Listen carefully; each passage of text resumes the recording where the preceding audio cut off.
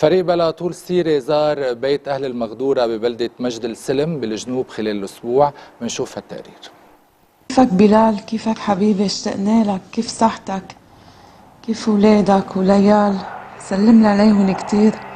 ان شاء الله كل شي ماشي الحال حبيبي.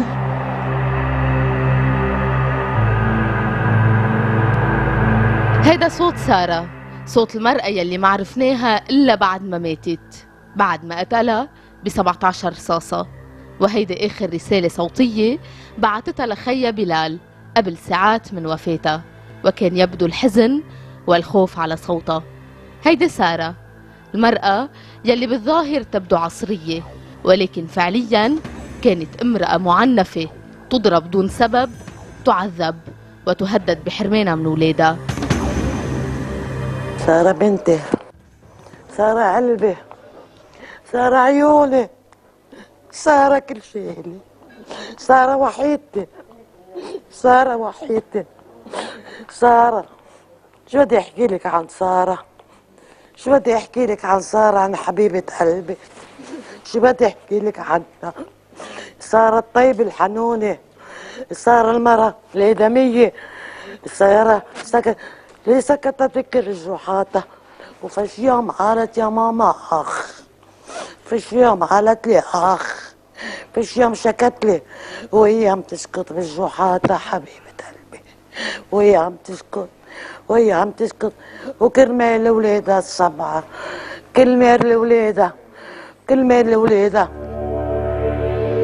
سارة سقطت ضحية مجتمع، ضحية زوج قتلها عن سابق تصور وتصميم ب 17 رصاصة. ببيتها بدوحة عرمون أثار الجريمة وأثار الطعم يلي شبكوا زوجها لاستدراجها بعيد ميلاد بنتها بعد ما تركت البيت لمدة شهرين. ورود، بالونات، عبارة حب، وبالنتيجة قتلها قبل ما يطلع الضوء. ليه؟ شو عملت له؟ هي كانت دعوة صار. شو عملت له؟ شو عملت له؟ شو عملت له؟ تقولوا مجنون؟ مش مجنون. تقولوا لا؟ لا مش مجنون. لا لا لا. قال هيدا بحبها، جايب لها ورد والجاتو. بتعرفي فيها اولاده الساعة 2 بالليل. قال بكره فيش تروحوش على الجامعات، بدي اعمل لكم سيربريز. مين هالولاد؟ هالولاد عم يحكوا لي الساعة 5 الصبح عم نتخذ وقعدة على الكنباية. تعال أنا لو عارفة عنده رشاش وعنده ما بعرف شو، خليها لو بدها تروح على سارة. ما كنت خليتها روح، ما كنت خليتها تروح. رحلة سارة انتهت بمقبرة مجد السلم. حبت أهلها، هونيك ارتاحت، ولكنها حرقت قلب أمها وبيها يلي كانوا معارضين عودتها إلى زوجها على الرغم من توسط الجيران. رحلت سارة الأم، ولكنها حرقت قلب البي يلي بالنسبة له سارة بعدها مراهقة عم بيعلمها تسوق.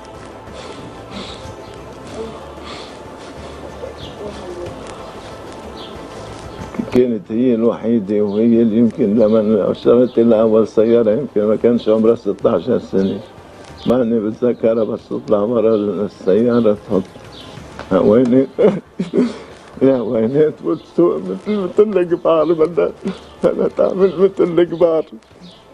وأنا من الأول ما كان راضي بجوازها، ما كنت راضي، كان قرارها هي. كيف عضلها، كيف صبحت بدميتها، من ضبها، من هامها، من شيفها.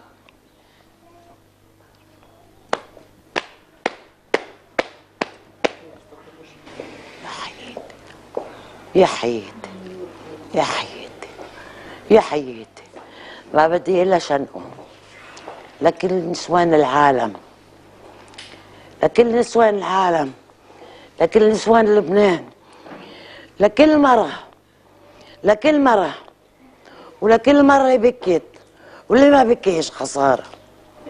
يوقف ويوقف ويوقف.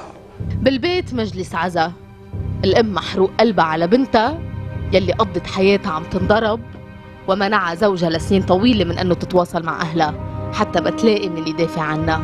أنا من أولادها كنت أسمع أنه مش كان يضربها بس، كان يعمل فظايع فيها، منهم فيقها بس ليضربها. إذا نايمة على الكنباية وماشية بيلبجها بوجهها عادي كأنه عنده قط. يعني إذا عندك قطة بالبيت بعتقد بيكون في رحمة أكثر من هيك. أنا سمعت من أولاده يركعها، يطلب منها تبس له إجره. أنا دايما بقول إنه سارة هي ضحية حبها لجوزها ولأولادها، وضلت تآمن إنه جوزها إلا ما يتغير ويعرف لها قيمة. فللأسف هو كان إنه ياخذها نقطة ضعف، ما ياخذها نقطة حب. قضية سارة ضجت فيها الدنيا. خيا محمود يلي قدم لها ولأولادها بيت تسكن فيه بآخر شهرين كان معارض عودتها إلى زوجها، وكان دعمها هو والعائلة كلها بدعوى الطلاق يلي رفعتها ضده. لما فاتت على البيت سارة من بعد ما وعدها انه هو رح يكون انسان تغير كتير، بتفوت سارة بتتفاجئ بانسان قاعد على كنباية معرم، بيطلبوا منه انه اولاده نعبطها للماما، بقول لهم هي تعبطنا. فبتتفاجئ سارة انه هيدا الانسان ضحك عليها مرة جديدة وجابها لإذلالها كمان. فبتقوم بتقول لهم انا بدي اقوم. للاسف انه بتلفنوا لي بيقولوا لي سارة بدها ترجع، انا رفضت. قلت لهم لا ما بترجع، لانه انا لإلي انه رجعت خانتنا بعد مره، لانه هيدا واحد ذئب. فسارة قالت اوكي لو بدي موت انا خلص لكن رجع لعنده. هلا للاسف ولادها ما حكوا لي انا انه بهالطريقه اللي هو عملهم فيها. انا قلت انه بدي ربيها هالمره حتى ترجع على ناره وترجع تيجي لاخر مره. ففي الساعه 5 انا بافريقيا، في الساعه 5:30 صويت وصريخ صويت وصريخ. انا اعتبرت انه عم يضرب فيها. تلفنت لخيي دغري، سكرت الخط، تلفنت لخيي قلت له بليز تلفن للمحامي روح دغري لهونيك. برجع بتلفنهم انا بتعرفي على الصدمه. فبقول لهم انه شو بدكم، صريخ صريخ صريخ. بقولوا لي قتلها قتلها قتلها. هلا اكيد هذه الشغله انت ما بتوقعها بحياتك، انه بيطلع انه ضربها ب 17 رصاصه، 5 رصاصات براسها. بقولوا لك راسها مبين، عيونها على الارض.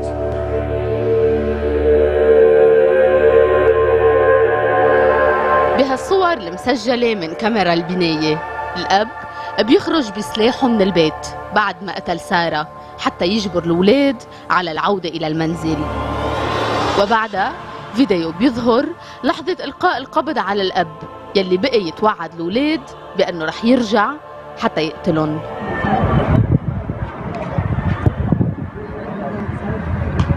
يلا تموت، يلا تموت يا حمار.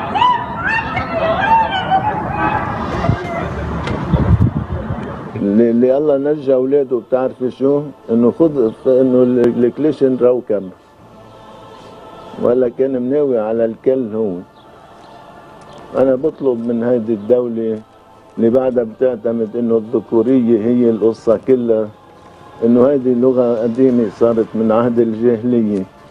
بطلب انه يكون في قانون استثنائي بالاعدام لهيك مناسبات فعلا. انا نزلت على القبر مع سارة وكتر خير الله. سبحان الله حسيت عم تحكي معه وقلت لي ما تزعل علي، انت يمكن انت بتشوفينا هيك انه بتقولي يمكن المأساة لازم نكون نحن اكثر من هيك، بس امرار بتفضلي الموت عن الحياة مع هيك انسان. يعني انا بقول انه في عندها رب رحيم اخذها من عبد لئيم. هيدي العبارة اللي انا بقول لك اياها. يعني الله رح يرحمها واكيد ما رح يعذبها. للاسف رجعت كانت ضحية حبها ورجعت له. يا ريتها ما رجعت. عائلة علي نشرت خبر استنكار بالجرايد رفضا لهالجريمة المروعة، ولكن بالنهاية يبدو أنه سارة دفعت ثمن حبها لأولادها حتى الموت.